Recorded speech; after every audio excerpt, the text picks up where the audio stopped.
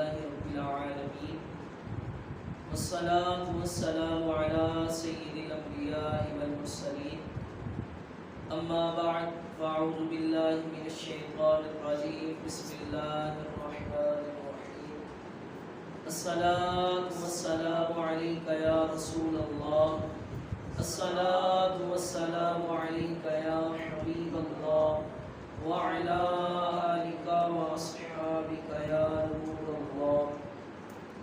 فرمان مصطفیٰ صلی اللہ تعالی علیہ وسلم جس کا مفہوم کچھ یوں ہے کہ جس نے صبح 10 مرتبہ اور شام 10 مرتبہ درود پاک پڑھا، اللہ تبارک و تعالی بروز قیامت اس کے ساتھ ایسا معاملہ فرمائے گا کہ قیامت کے دن میں اس کی شفاعت کروں گا.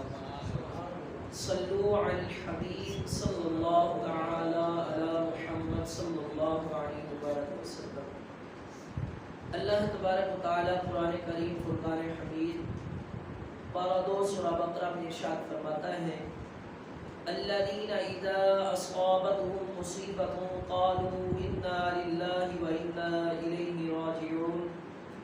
ترجمہ کنز العرفان: وہ لوگ کہ جب ان پر کوئی مصیبت آتی ہے تو کہتے ہیں ہم اللہ ہی کے ہیں اور ہم اسی کی طرف لوٹنے والے ہیں.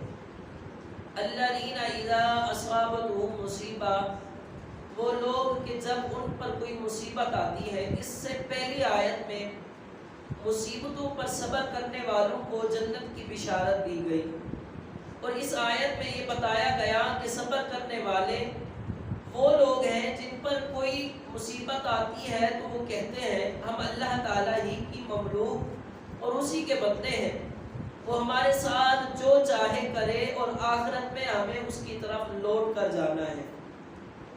احادیث میں مصیبت کے وقت انا للہ و انا الیہ راجعون پڑھنے کے بہت فضائل بیان کیے گئے ہیں. ان میں سے 5 فضائل یہ ہیں. ام المؤمنین حضرت ام سلمہ رضی اللہ تعالی عنہ فرماتی ہیں میں نے سید المرسلین صلی اللہ علیہ وسلم کو یہ فرماتے ہوئے سنا کہ جس مسلمان پر کوئی مصیبت آئے اور وہ اللہ تعالی کے حکم کے مطابق انا للہ و انا الیہ راجعون پڑھے اور یہ دعا کرے اللہم جرنی فی مصیبتی واخلف لی خیرا منہا، یعنی اے اللہ میری اس مصیبت پر مجھے اجر عطا فرما اور مجھے اس کا بہتر بدل عطا فرما، تو اللہ تعالیٰ اس کو اس سے بہتر بدل دیتا ہے.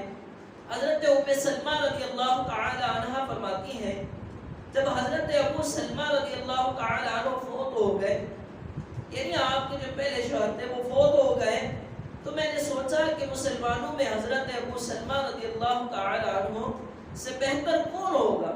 وہ تو پہلے گھر والے ہیں جنہوں نے حضور صلی اللہ علیہ وسلم کی طرف ہجرت کی.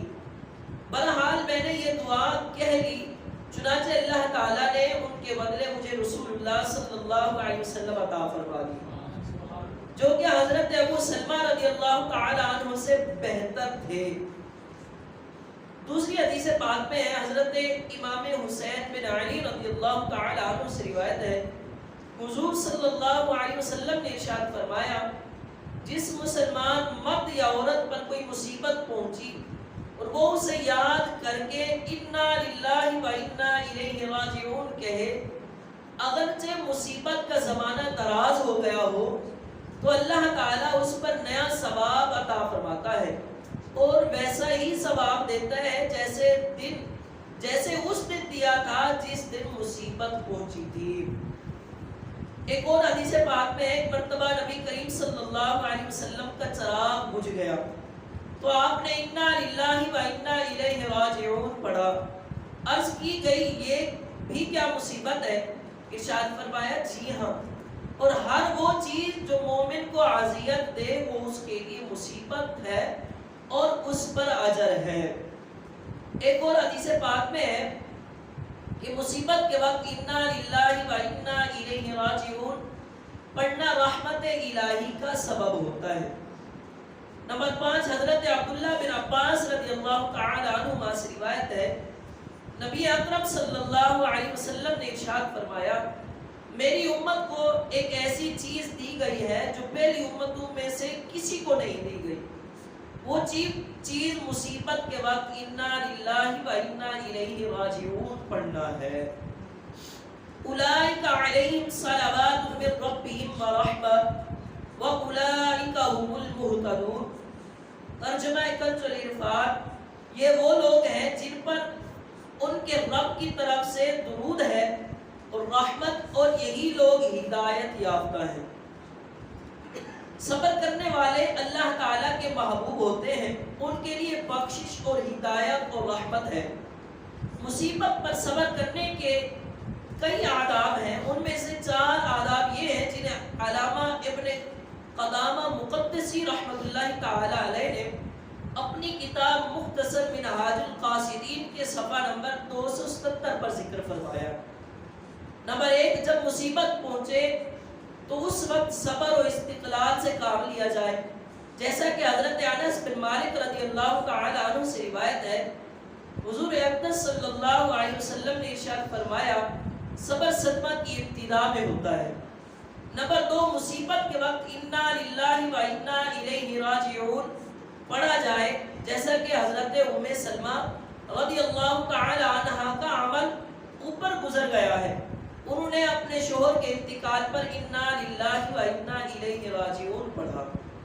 مصیبت آنے پر زبان اور دیگر اعضاء سے کوئی ایسا کلام یا فعل نہ کیا جائے جو شریعت کے خلاف ہو، جیسے زبان سے اللہ تعالیٰ کی بارگاہ میں شکوہ و شکایت کے کلمات بولنا، سینہ پیٹنا اور گریبان چاک کر لینا وغیرہ. صبر کی سب سے بڑی بہترین صورت یہ ہے کہ مصیبت زدہ پر مصیبت کے آثار ظاہر نہ ہو.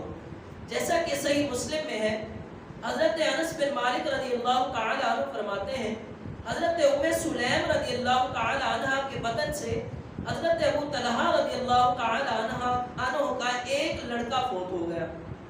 حضرت ام سلیم رضی اللہ تعالی عنہ نے اپنے گھر والوں سے کہا کہ حضرت ابو طلحہ رضی اللہ تعالی عنہ کو ان کے بیٹے کے انتقال کی خبر اس وقت نہ دینا جب تک میں خود نہ بتا دوں.